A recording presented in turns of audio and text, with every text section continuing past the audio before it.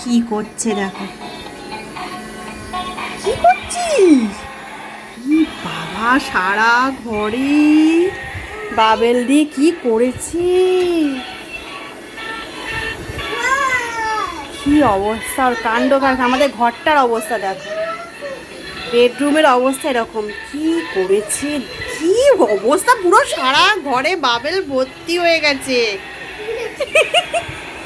কি করেছে! ইয়ে বাবেল! ইয়ে আয় আয় আয়, একা ডান্স করো। ইয়ে ইয়ে ইয়ে! ওকে দাও।